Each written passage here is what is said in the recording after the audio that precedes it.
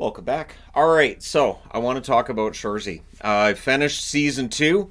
I did a video here talking about season 1, which went over pretty well, and I hope it converted some people into watching the show. I will say this was season 2, and I'm not going to spoil it for people who haven't seen it yet. Highly entertaining, yes. Does it pay off some storylines? Yes. There's a time jump that I found frustrating at the beginning of season 2 because it kind of felt like some of what season 1 was building towards gets glossed over at the start of season 2. Again, I'm not going to spoil it for anybody who hasn't watched it. But my frustration with that part of it lasted maybe 2 minutes. And then I was like, all right, I'm back into it. This is great. This is fantastic. Some good stuff there. You can tell it's from the same people who do Letterkenny in how it's written. The conversations, how people play off of each other, how you have this line of people and it goes down the line and back and forth between them. Very, very much Letterkenny-like in the way it's produced. And I thought it was great. I thought it was fantastic. I have the Letterkenny hat and the Shoresy shirt. Clearly, I'm a fan of their product, and it's been a lot of fun watching the first season of Letterkenny right through until now, and then seeing Shoresy grow as this spin-off. I don't know if there'll ever be any other spin-offs in the Letterkenny universe.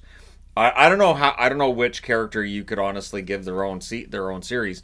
Although when I heard Shoresy was getting his own series, I thought he's not much of a character, but he is now, and I believed in it. I cheered at the end of the 5th episode, and then I cheered again.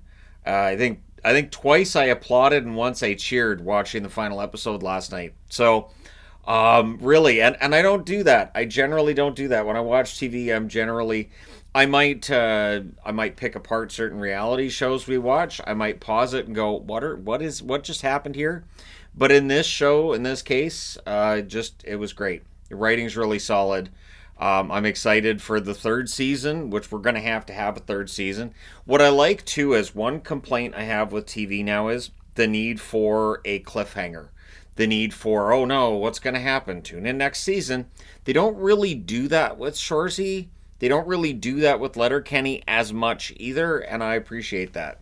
I do. I appreciate it. I think that the cliffhanger ending to each season of TV can be very difficult to deal with at times because it's like, man, can't we just have a happy ending, or an ending? You know, I talked about this on TEG on a video talking about horror movies. How I can handle an unhappy ending. I can handle, an ending you're not sure if it's happy or not, but I need an ending. I need a conclusion. If I step away from a TV show or a movie thinking, well, that didn't solve anything, I'm not happy. I didn't last very well watching Lost.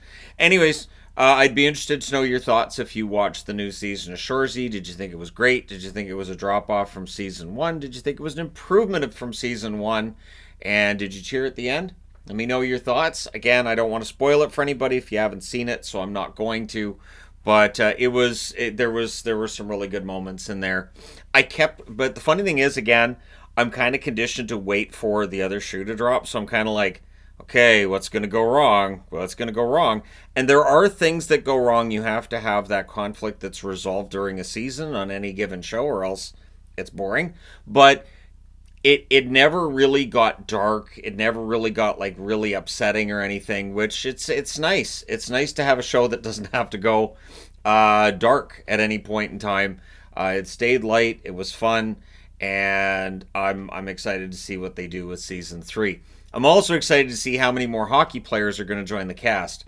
They have to watch this show and think, that looks like fun. How do I get in on that? So there are hockey players strewn amongst the cast, as I mentioned in the video I did, a month ago now? I did that video on Shoresy on season 1. And this cast is very good. And I think that's part of what I like about it. The hockey feels like real hockey. You see the plays and you're not like, well, that wouldn't happen in a game. Well, that's so unrealistic. It's hockey. And they don't try to gussy it up to make it look more exciting than it is. They say, hey, this is senior rec hockey. And I mean, it's AAA and they're pros, they're getting paid, but it is what it is. I do kind of hope that there's a bit of an effect now on people wanting to watch senior hockey. There's a part of me that thinks, if people can start watching senior hockey, watching those guys who didn't make it to the NHL, or maybe they made it briefly, and it's this, lower level league, but still pros, still playing for the love of the game. I think if they get more attention to those players, great. And it's wonderful to see guys who were formerly in the NHL or drafted by the NHL. Maybe they didn't quite make it, but they're getting this chance to prove themselves on a TV show that's all about hockey. So it was fun, very entertaining, and it's definitely affected me just at home. I throw phrases from the show quite often in Yvonne's direction, just to see, keep her on her toes. But there you go.